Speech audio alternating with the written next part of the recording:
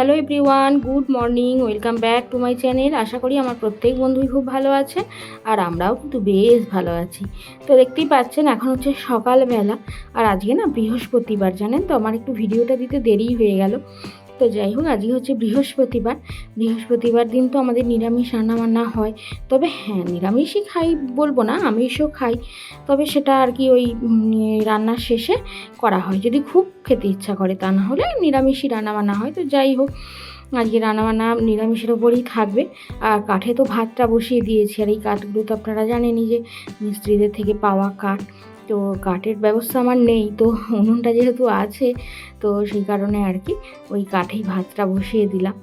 আর এই উনুনটা না খুবই ভালো উনুন, জানেন তো, দেখতে পাচ্ছেন পাইপ দেওয়া উনুন, আর অল্প কাঠেই কিন্তু রান্না হয়ে যায়। তো যাই হোক, রান্না বান্না ধোয়া মাজা সব কমপ্লিট করেছি, করে এখন দেখুন এত খিদে পেয়ে গেছে আমি আর থাকতে পারছি না।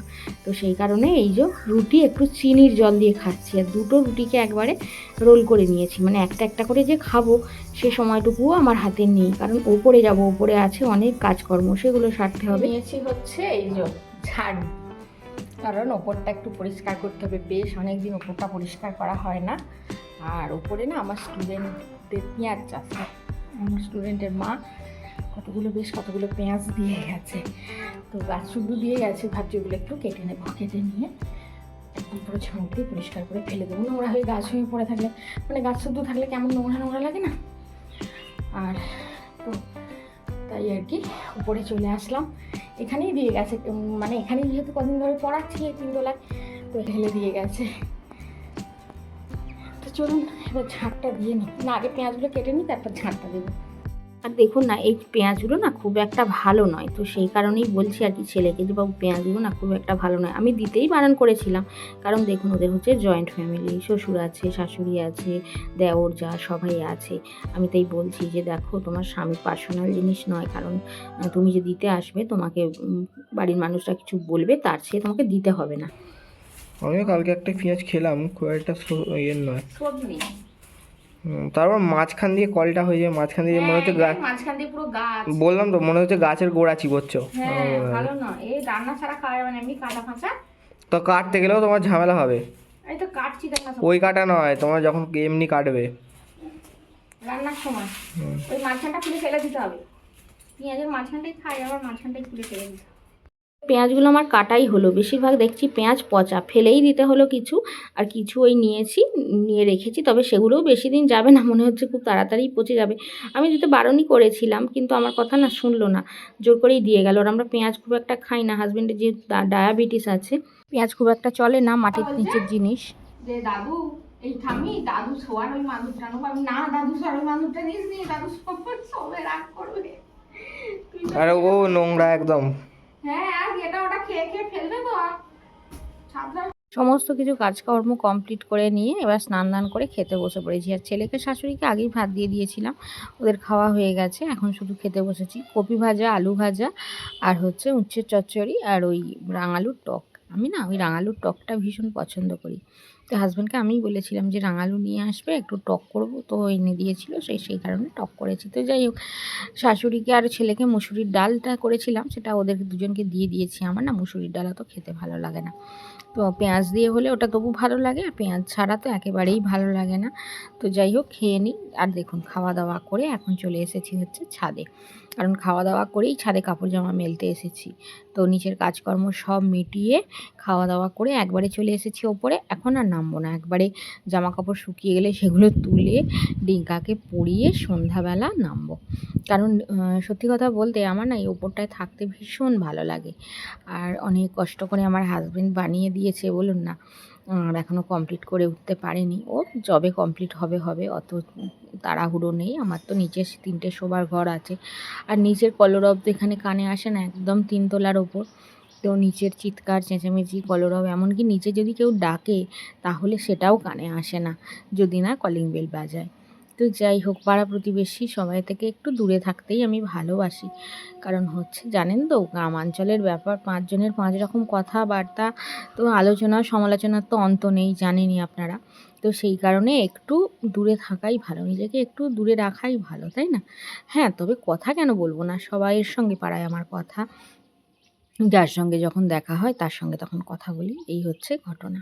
তবে তার সঙ্গে আড্ডা দেওয়া, গল্প করা, বসে বসে ঘরের কথা আলোচনা করা বা তার ঘরের কথা আমার শোনার বিন্দুমাত্র ইচ্ছা থাকে না, এই হচ্ছে ঘটনা আর কি। না আমি কি করে বুঝতে পারবো, আমি তো আমাদের বাড়িতে আছি। কখন ভেজেছিল? কখন ভেজেছিল? আমাকে আসার আগে। কালকে? ও রে, না খুব ভালো করেছে না। সে সততভাবে লেখাপড়া, ভাবে লিখেছো তো, এ লেখো, লেখাপড়া না শিখিলে চিরকাল দুঃখ হয়। লেখাপড়া। তো জানেন, স্টুডেন্টের মা গতকাল রাত্রে পকোড়া ভেজেছিল, ওদের যেহেতু চিকেনের দোকান ওর বাবার, তো পকোড়া ভেজেছিল, সেই গল্পই আমাকে বলছে আর কি। আবার আমাকে বলছে ভীষণ টেস্টি হয়েছিল, তুমি কি বুঝতে পারো নি? আমি কি করে বুঝবো, আমি কি তোদের বাড়ি গিয়েছি না আমি পকোড়া খেয়েছি, আমি তো বাড়িতেই আছি। তো এই গল্পই সব আলোচনা হচ্ছিল, কথা হচ্ছিল। তো যাই হোক, একটানা পড়তে চায় না, বাচ্চা মানুষ তো একটু একটু মাঝে মাঝে গল্প করে, আবার একটু পড়ে, এরকমটা আবার বুঝিয়ে মাথায় হাত বুলিয়ে। আমি কিন্তু একেবারেই ওকে বকি না বা শাসন তো অবশ্যই করি, শাসন তো করতেই হবে। শাসন না করলে কিন্তু একটা ছেলেকে গাইড দেওয়া সম্ভব নয়, বাচ্চাকে সবটুকু আদর দিয়ে হয় না। আর আমাকে কিন্তু খুব ভালোবাসে, আর জানেন তো খুব ভয়ও পায়।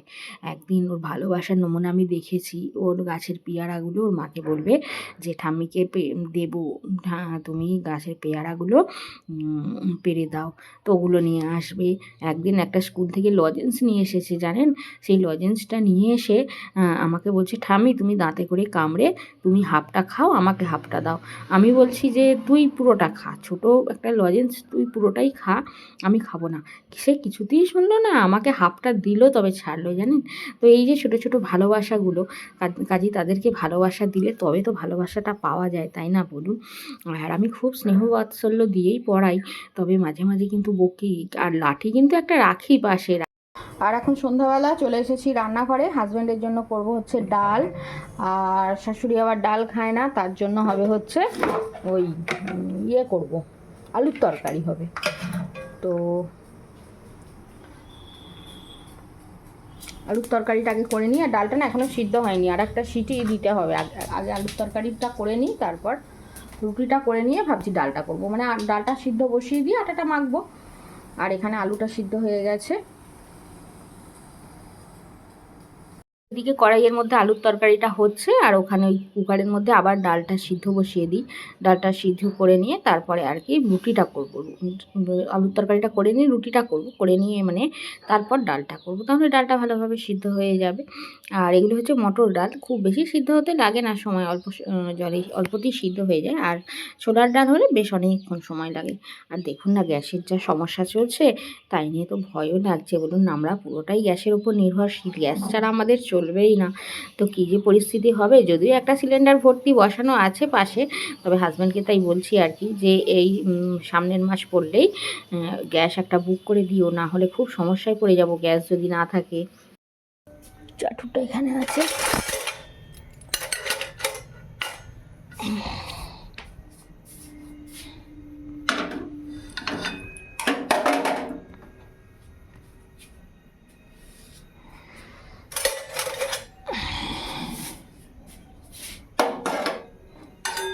আমার রুটি তৈরি করার আলাদা খুন্তি আর ওই রান্না করার আলাদা খুন্তি, কারণ ওই রুটি মানে রান্না করা খুন্তিতেই ওই রুটি করতে ভালো লাগে না।